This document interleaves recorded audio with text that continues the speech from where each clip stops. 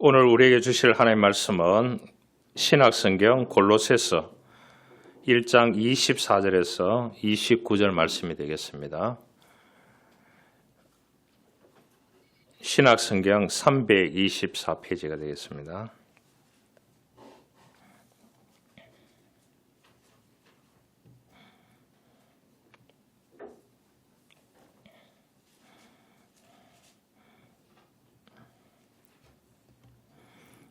교독하겠습니다. 나는 이제 너희를 위하여 받는 괴로움을 기뻐하고 그리스도의 남은 고난을 그의 몸된 교회를 위하여 내 육체에 채우노라.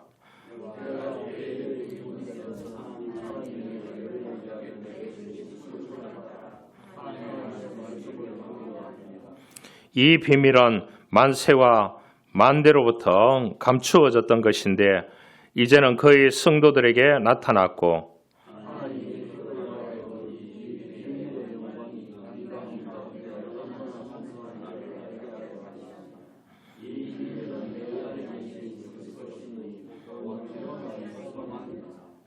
우리가 그를 전파하여 각 사람을 권하고 모든 지혜로 각 사람을 가르치면 각 사람을 그리스도 안에서 완전한 자로 세우려 함이니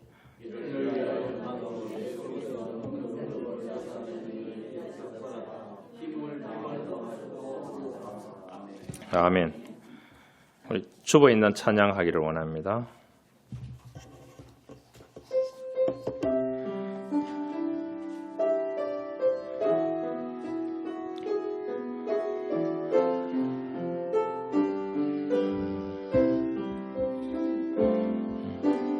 주님 한 분밖에는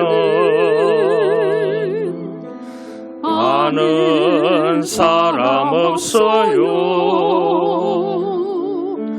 가슴 깊이 숨어있는 주를 사랑하는 마음 주님 한 분밖에는 기억하지 못해요.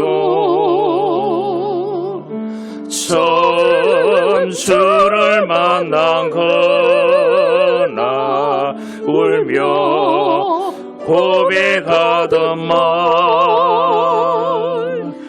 나는 행복해요. 제사 받았으니 아버지 품 안에서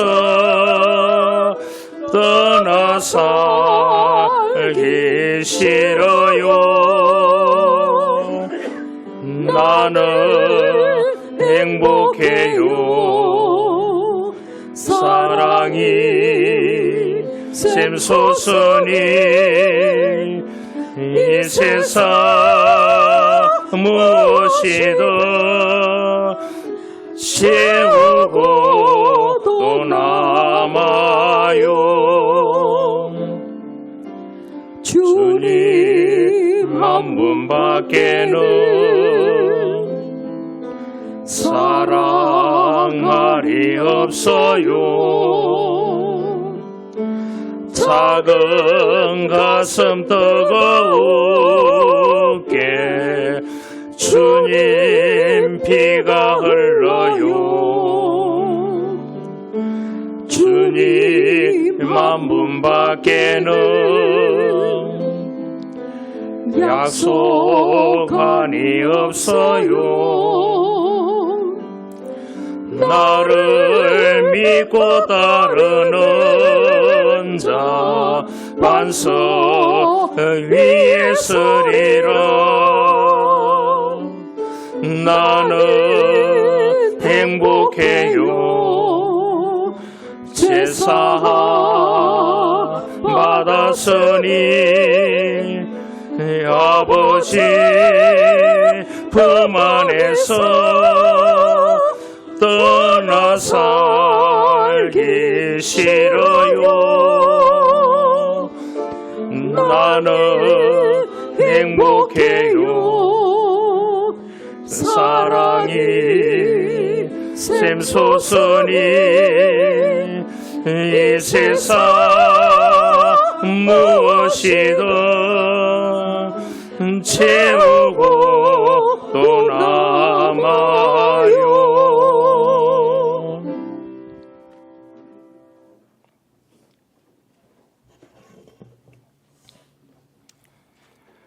한 인디안 추장이 나이가 들어서 후계자를 물색했다고 합니다. 그래서 추장은 이 부족들에게 가장 용감하고 덕망이 높은 3명의 용사를 불렀습니다. 그래서 각자 임무를 주었습니다. 산꼭대기에 올라가서 표적이 될 만한 것을 하나씩 가져오라고 했습니다. 그러면은 너희들 중에 한 사람에게 이 추장직을 물려주겠다고 했습니다. 여러분, 추장이 얼마나 끝발이 있는 것을 알아야 됩니다. 제가 싱가포르를 거쳐가지고 인도네시아 바탄에 그 발리 쪽에 저희 로에서 긴영교회를 지어놨었습니다. 그래서 방치되어 있어서 제가 세계선교부 총무를 할 때에 거기에 가보게 되었습니다. 가보니까 거기 있는 세웠는 교회 담임 목사님이 추장에게 인사하러 가야 된대요. 그래서 추장에게 인사하러 갔었습니다. 이 사람은 일어나지도 않더라고요. 선물을 준비해가지고 구입해서 갔었습니다. 그래서 이렇게 이제 목례를 하니까 큰절을 하래요. 그래 큰절을 했습니다. 하니까 뭐 통역을 하고 그렇게 했었는데 추장이 그렇게 힘이 있는 줄은 제가 처음 알았습니다. 오늘 추장 얘기를 하니까 뭐 추장이겠지 이렇게 하지만 그 추장직을 받는 것이 대단한 것입니다. 용사들은 3명의 용사들은 정상에 올랐습니다. 첫 번째 용사는 아름다운 꽃을 추장에게 바쳤습니다. 두 번째 용사는 귀한 개석을 표적으로 제시를 했습니다. 세 번째 추장은 아무 말이 없었습니다. 빈손으로 내려와서 추장에게 이야기를 했습니다. 추장님, 산꼭대기에 올라가 보니까 저 건너편에 기름진 광야가 펼쳐져 있습니다. 그곳으로 거처를 옮기면 지금보다 훨씬 윤택한 삶을 이 부족들이 살 수가 있습니다.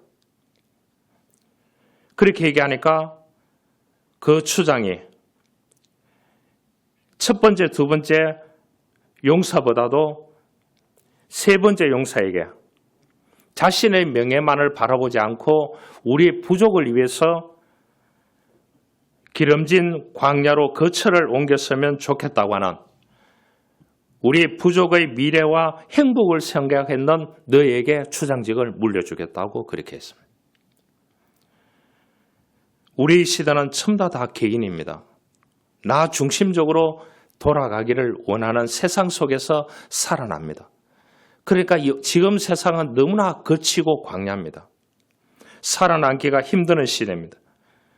나가 아니라 우리를 생각하는 사람이 성공적인 삶을 살아갈 수 있습니다. 어느 누구도 고난을 좋아하는 사람은 한 사람도 없습니다. 피하기도 하고 불평하기도 합니다. 여러분, 어린아이부터 대통령에 이르기까지 크고 작은 고난들이 다 있습니다. 적당히 하면은 고난이 없을 겁니다. 여러분, 신앙생활도 쉽게 하고 적당히 하면은 고난이 없습니다. 인생을 제대로 한번 살아보려고 덤비면은 고난이 옵니다. 그거를 견딜 수 있는 힘을 달라고 기도해야 됩니다. 할렐루야. 신앙도 제대로 믿고 봉사하게 된다면 그만큼 고난이 있습니다. 이런 고난은 유익이고 축복이고 선물입니다. 인간은 고난 없이 인간다운 인생을 사는 것은 불가능합니다. 그 고난도 함께하는 사람이 있으면 이겨 나갈 수가 있는 것입니다.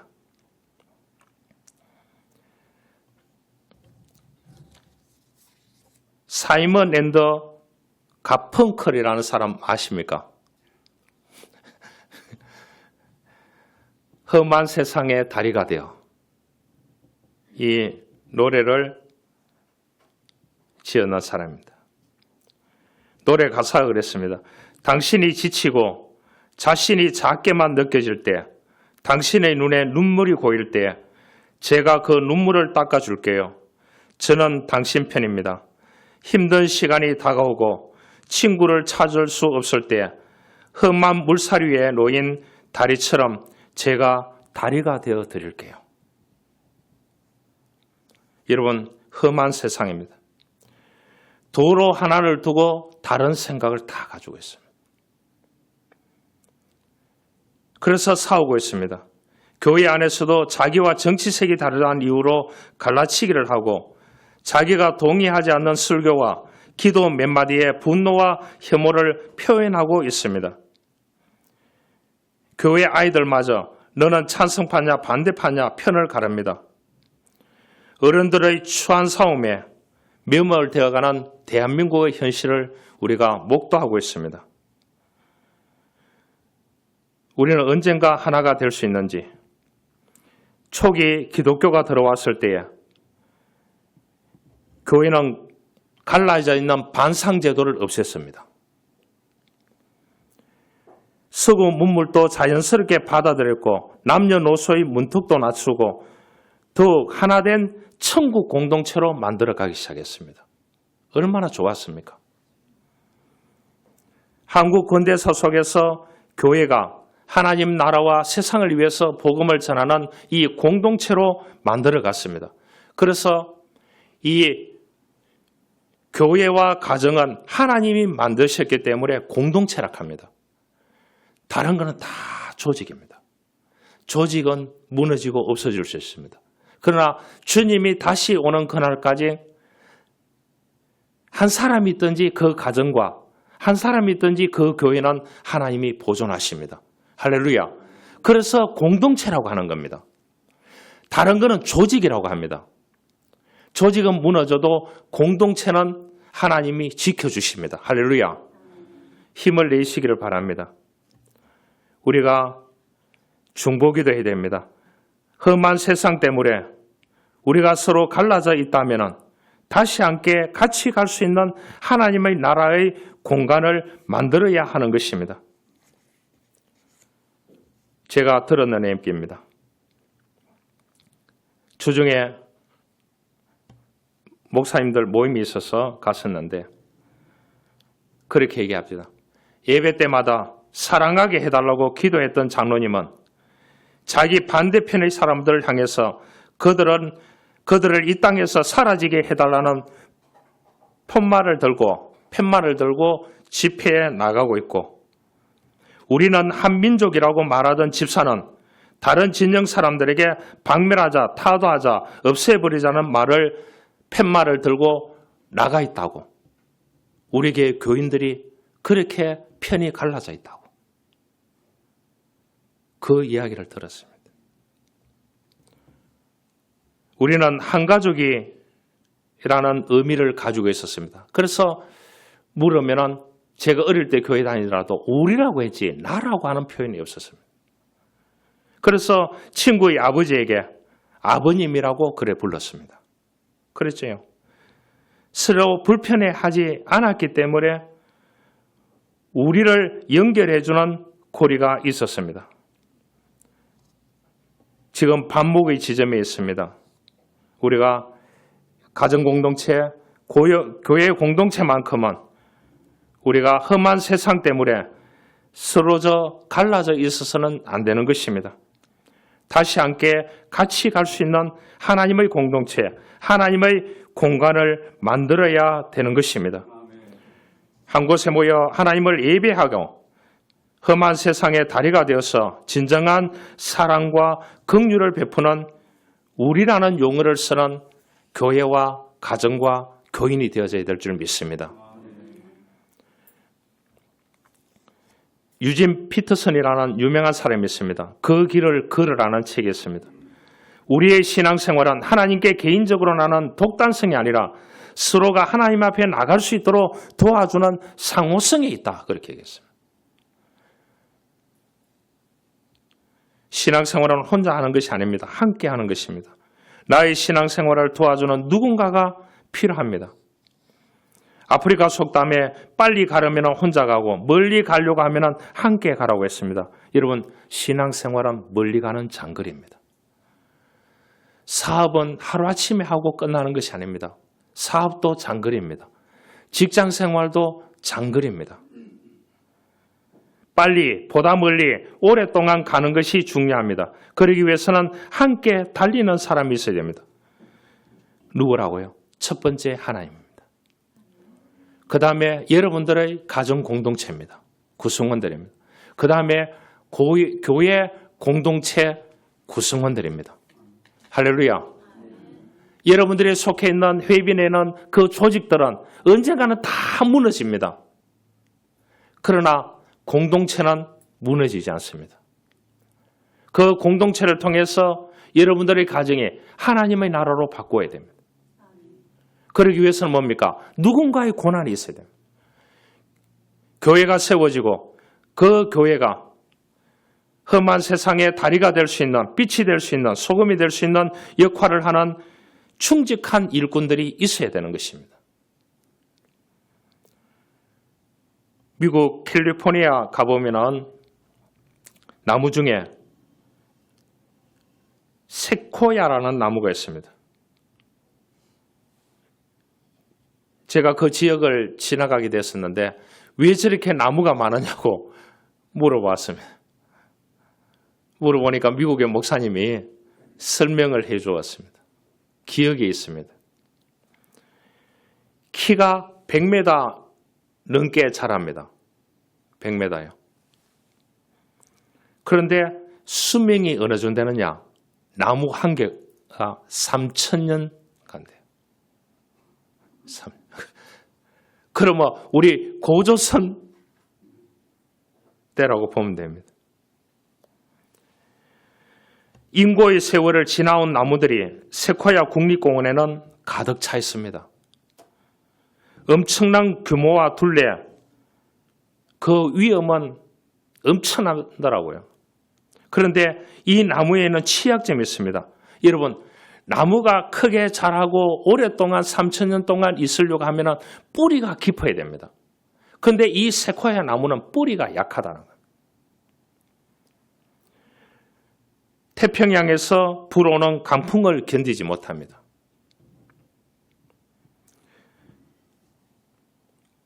그런데 이 세코야 나무는 어떠냐?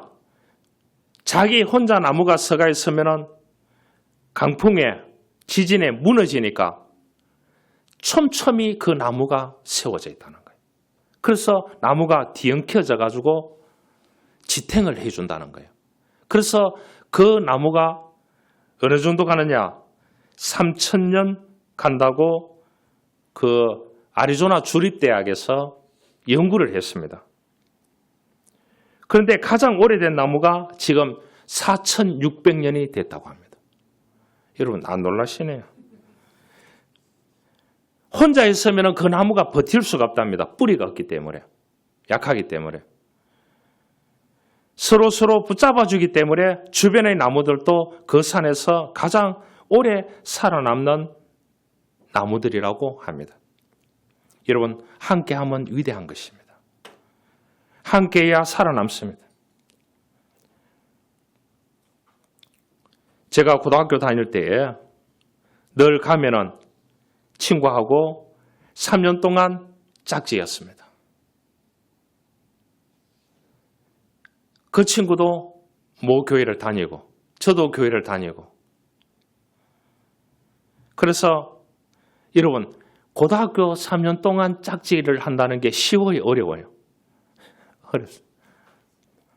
그 친구하고 아침에 가서 통성으로 기도했습니다. 뭐 부끄러울 거 없습니다.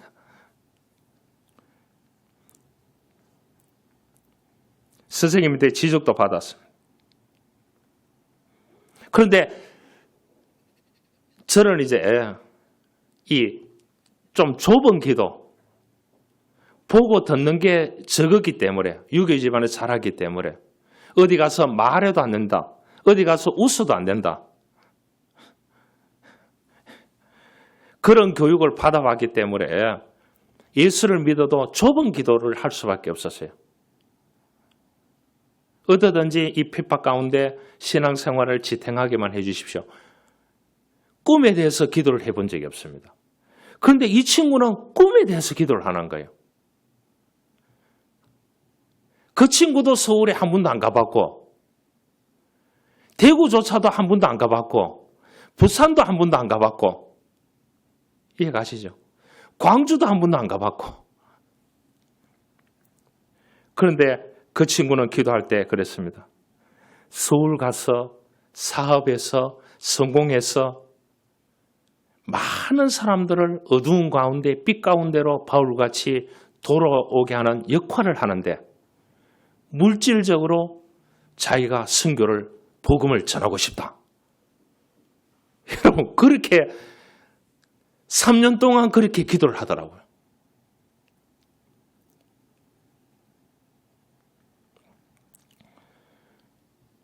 그런데 이 친구 기도대로 되더라고요. 이 친구는 이제 유명한 공대를 갔습니다. 공대를 가서 전공을 해서 이 회사를 3군데 사장이 됐습니다. 평양 개수공단의 사장, 수원공장의 사장, 경주공장의 사장. 제가 왜 이렇게 하는 줄 압니까? 그 친구도 핍박 가운데 예수를 믿고 있더라고. 그런데 꿈은 제가 상상할 수 없는 꿈을 3년 동안 매일 아침에 학교 와서 그 꿈에 대해서 기도를 하더라고요. 저보고도 그렇게 얘기했습니다. 친구야, 세상이 이렇게 넓은데 그 꿈에 대해서 좀 기도하라고 내보고 많은 충고를 했습니다. 그래서 제가 얘기를 했습니다. 목사가 되게 해달라고 그렇게 기도를 했습니다. 그 3년 동안 기도했는 꿈대로 그대로 되었습니다. 그런데 왜 그러냐? 다 양쪽에 예수 믿는 것 때문에 고난받고 핍박받고 하기 때문에 꿈이라도 가져야 되지 않느냐? 그 친구가 그렇게 얘기하겠어요. 그런데 그 꿈대로 그대로 됐습니다. 여러분 고난이 있습니까? 아픔이 있습니까? 그리스도의 남은 고난을 내 육체에 채우노라. 바울이 그렇게 했습니다. 그래서 바울은 대단한 사람입니다. 바울은 감옥에 또한 매맞음과 풍랑의 유언과 수많은 비난과 너가 사도냐고 회당에 섰을 때 내려오라고 고린도에 가서 교회 가서 복음을 전하니까 너는 사도가 아니라고 교회를 세우고 보니까 구성원들 구성해놓고 보니까 그런 핍박 가운데서도 그 고난 가운데서도 내가 예수의 흔적을 내 몸에 가졌노라. 그런 신앙을 가지고 복음을 전했던 바울을 기억합니다. 그리스도의 남은 고난을 우리가 내 육체의 체험을 통해서 최고의 영광이요 기쁨이요 가치 있는 삶이라는 것을 우리가 알아야 되는 것입니다. 그렇게 산다는 것은 쉬운 것이 아닌 것입니다. 325년으로 돌아가 보겠습니다. 그러면 한 1500년 정도 되겠죠. 다 로마 박해가 64년도에 시작되었습니다. 로마가 다 점령하고 있었기 때문에. 그래서 네로 황제가 1대 황제거든요. 네로 황제부터 10대 황제까지 엄청난 핍박을 가했습니다. 몇 년까지요? 313년 그 정점으로 지하교회로 있다가 390년도에 로마가 기독교 국교화가 됩니다. 64년에서요. 392년 정도 생각해 보세요. 300 몇 년 동안 이 사람들이 전부 다 동굴이나 지하나 직장을 포기하고 전부 다 그런 곳에서 음식을 연명하면서 하나님의 나라를 생각하면서 그들은 오늘 말씀과 같이 고난받는 것은 최고의 영광이요 기쁨이요 가치라는 것을 생각하면서 복음을 견뎠습니다. 그래서 1113년도에 트리키에에서 콘스탄틴 대제가 지도자들을 다 모았습니다. 성경을 확정하자고요. 구약 성경 39권, 신약 성경 29권을 확정하자고 300명이 모였다니까요. 그게 감독들. 지금 감리교는 감독이라고 하잖아요. 목사라고 얘기하지 않고.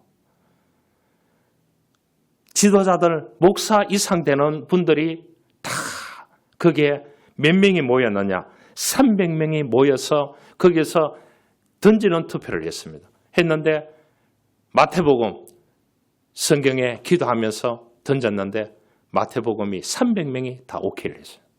그래서 66권이 채택이 되게 됩니다. 그런데 그 회의에 참석했는 이 감독들 300명 중에 몸이 성한 사람이 한 명도 없었다는 겁니다. 역사 기록이에요. 여러분, 오른쪽 눈이 뽑힌 사람 고문을 받았어요. 양손이 없는 사람 주를 위해서 살다가 다 불구자가 됐는 이 감독들이 그 300명 가운데 흔한 사람이 한 사람도 없었다는 거예요.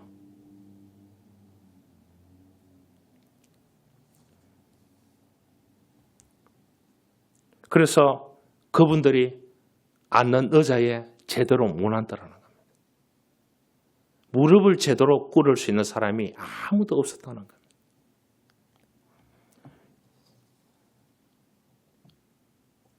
그래서 그 300명이 모였는 데는 눈물바다가 됐다고 합니다.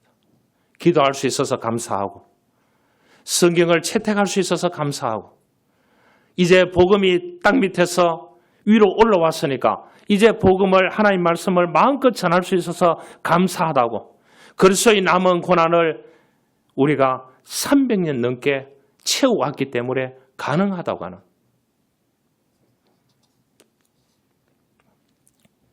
여러분 눈물 없이 못 가는 길, 피 없이 못 가는 길, 영문 밖에 좁은 길이 골고다의 길이라네. 연약하신 두 어깨에 십자가를 등에 지고 머리에는 가시검, 몸에는 붉은 옷, 쓰러지며 걸어가신 골고다의 길이라네. 바울과 초대교회 지도자들과 성도들은 그렇게 살았습니다. 그래서 그 복음이 오늘 극동에 사는 우리에까지 복음이 전해졌습니다. 여러분, 바울은 복음을 전하면서도 몸에 상처도 많고 많은 사람들에게 지탄의 대상이 되고 손가락질 받았지만 그는 복음을 위해서 삶의 긍지와 영광과 모든 자랑은 그리스도 안에 있다고 했습니다. 핍박과 매맞음과 투옥과 사슬과 이것을 다 주님이 주시는 영광으로 생각하고 그리스도의 남은 고난을 자기에게 채운다고 했습니다. 바울은 가정이 있었습니다. 성경의 가정에 대해서 한마디도 언급을 하지 않습니다.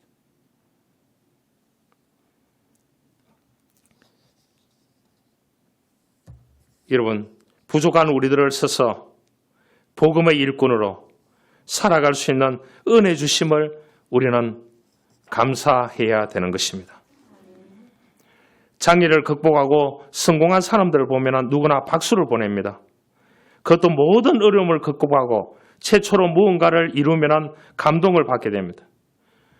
여러분, 시각장애인으로 대한민국 사법사상 최초의 법관이 된 최영씨라는 분이 언론에 소개된 적이 있습니다. 이 사람은 시력을 잃었는 1급 장애, 음성 파일로 법률 서적을 들으면서 공부해서 사법고시 합격해서 판사가 되었다는 이야기입니다. 32세예요. 국내 청각장애인 최초로 박사학위를 받은 오영준 씨가 있습니다. 이 사람은 언론에 소개됐습니다. 37세입니다. 제주도에서 태어나서 어릴 때에 넘어져서 청력을 잃었습니다. 그러나 포기하지 않고 공부해서 학술대회에 가서 유명한 전자공학학회에서 심포지움에서 우수 논문상을 받았습니다. 하나님께 감사한다고 했습니다. 하나님의 은혜에 감사하고 학업을 도와주신 교수님과 부모님께 감사한다고 했습니다. 여러분, ADHD였던 미국의 교수님이었습니다. 이분은 ADHD 때문에 성공을 했습니다. 그래서 ADHD를 어떻게 하면 치료할 수 있는지 책을 내는 사람, 유명한 사람이었습니다. 그 고난이 있었기에 그 고난을 젊은 나이에 생각을 바꾸어서 새로운 길을 열어달라고 하나님께 기도해서 그런 유명한 책들을 내게 됐습니다. 전략적 사고가 필요합니다. 복음을 생각하고 바울같이 그에게 붙여주는 사람들과 아름다운 동력을 하는 것이 필요하다는 사실을 우리는 알아야 되는 것입니다. 귀신 들린 아들을 둔 아버지가 반신반의의 마음으로 예수님께 나왔지요. 그랬을 때 그 생각을 바꾸어 주셨습니다. 할 수 있거든이 무슨 말이냐? 믿는 자에게는 능치 못함이 없느니라. 그러니까 귀신이 떠나갔습니다. 여러분, 생각을 좀 바꾸시죠. 아무도 하지 못한 일을 바울같이 최초로 할 수 있습니다.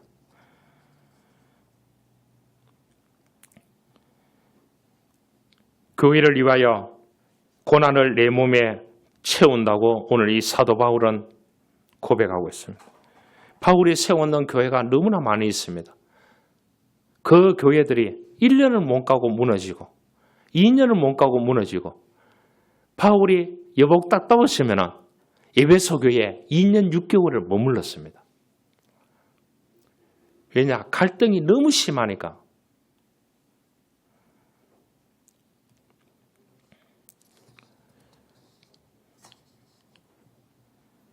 여러분,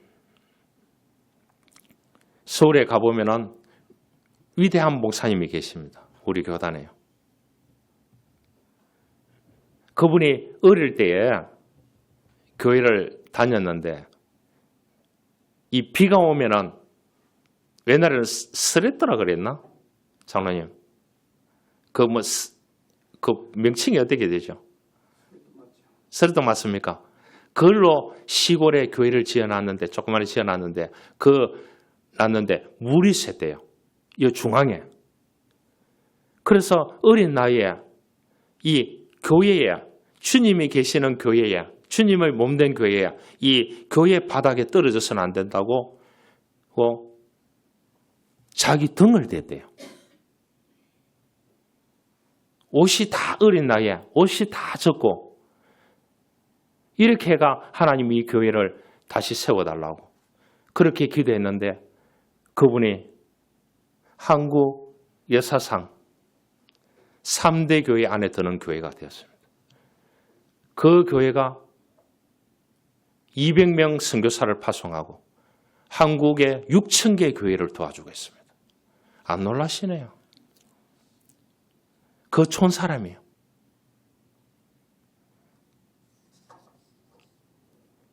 제가 어릴 때에 저희 친구들만 예수를 믿었기 때문에 교회 가보니까 장로님 한 가정밖에 없었어요.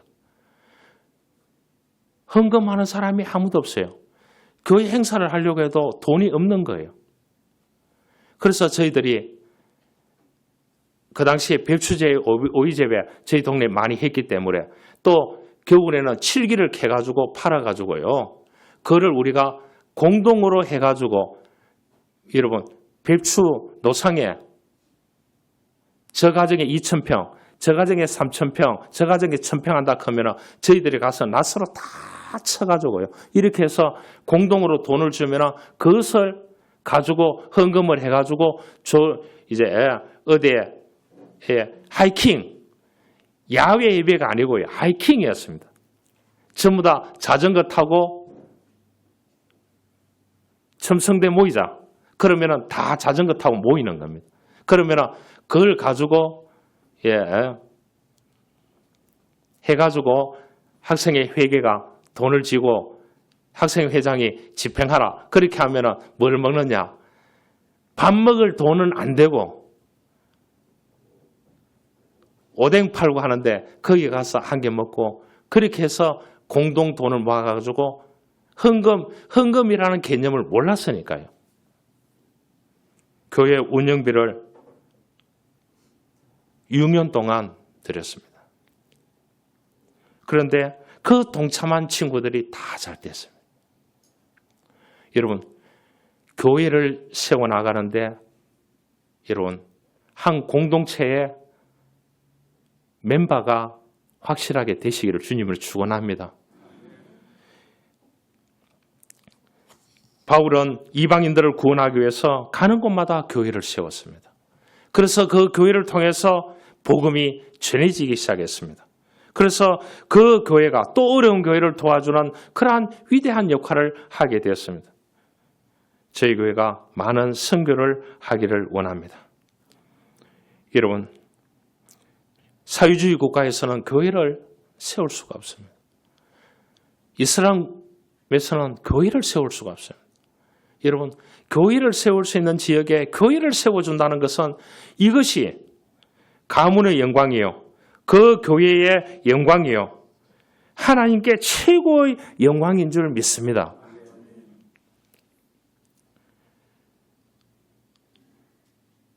여러분, 어디에 돈을 벌든지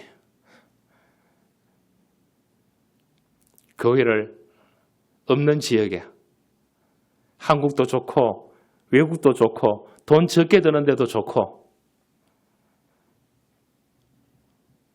우리 교회가 또 한 개 세워야 될 줄 믿습니다.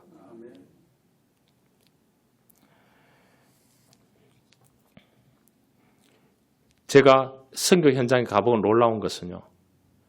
이 중국 사람들이 예수를 받아들였어요. 선교사를 통했어요. 예수를 받아들였어요. 장사를 잘하잖아요. 중동 사람하고 중국 사람들은 장사를 잘해요. 이 사람들이 장사하러 갔다가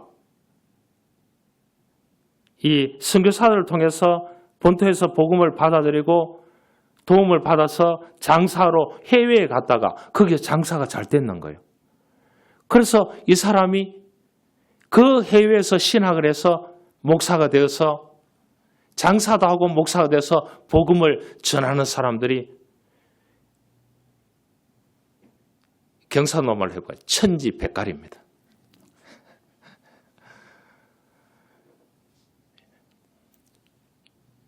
여러분, 우리가 무시해서는 안 됩니다. 중국 땅에 예수 믿는 사람이 1억 5천 명 정도로 보거든요. 한국 인구가 얼마죠? 그 사람들이 제가 강의 갔을 때에 그 한 목사님은 중국 전역에 다니면서 복음을 전하면서 자기는 중동으로 가기 위해서요. 발 마사지까지 다 배웠더라고. 정수하는 것까지 다 배웠더라고. 그래서 자기는 이 복음을 달고 아주 젊은 목사예요. 열정이 엄청나게 대단하더라고. 제가 감동을 받았습니다.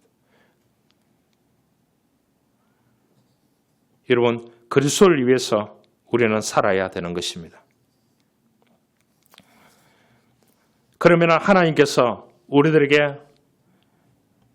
놀라운 영광의 은혜를 주실 줄 믿습니다. 우리에게 사명을 통해서 신앙의 진보가 있기를 원합니다. 어떤 왕이 길 한가운데 큰 돌을 굴려다 놓고 누가 그 돌을 치우는가 숨어서 지켜보게 됐대요. 한 상인이 지나가면서 쓸모없는 돌이 굴러나와서 하고 자기의 유익이 안 되니까 가버리더래요. 한 관리자가 지나가면서 도대체 이 돌을 누가 버린 거야? 불평하면서 가더래요. 그런데 한 농부가 채소를 싣고 시장에 가다가 그 돌을 보고는 아무 말 없이 그 돌을 들어서 치워 놓는 겁니다. 그런데 그 돌이 있던 곳에 주머니 하나가 있었습니다. 그 안에는 많은 돈과 한 통의 편지가 들어있었는데 이 돈은 누구든지 이 돌을 치우는 사람의 것이라는 내용이었습니다. 왕이 그렇게 했다는 겁니다. 여러분, 우리가 신앙생활에 장애물이 많습니다. 우리가 이 좋은, 먹고 살기 좋은 시대에 살지만 세상은 너무나 거칠입니다. 이 거친 세상에 다리가 되어줄 사람이 누가 있겠습니까? 주님밖에 없습니다. 여러분 가족밖에 없습니다. 교우밖에 없습니다. 그런 장애물 뒤에는 숨겨진 하나님의 축복이 있다는 사실을 우리는 알아야 되는 것입니다. 우리가 사명을 지키면 그 사명은 은혜고 축복이고 하나님이 주시는 선물이 될 줄 믿습니다. 사순절 기간을 통해서 우리 모두 박수와 칭찬의 갈채를 포기하고 고난의 길을 걸어가신 주님을 묵상하면서 그리스도의 남은 고난을 이 바울같이 채우고 감당함을 통해서 그 하나님께서 주시는 풍성함, 유익함, 축복함, 선물을 받을 수 있는 저와 여러분들이 될 수 있기를 주님으로 축원합니다. 살아계신 하나님 아버지 감사합니다. 그리스도의 남은 고난을 사도 바울은 채운다고 했습니다. 채우는 자에게 하나님은 풍성함을 주신다고 했습니다. 우리에게 고난이 많습니다. 험한 세상에 살아가고 있습니다. 험한 세상에 다리가 되어주시는 주님, 가정과 교회를 공동체라고 합니다. 이 공동체에 서로가 상호성을 가지고 다리가 되어져서 주님을 높이고 주님께 영광 돌리고 복음을 위해서 살아갈 수 있는 은혜를 저희들에게 내려 주옵소서. 구주 예수 그리스도의 이름으로 기도하옵나이다. 아멘.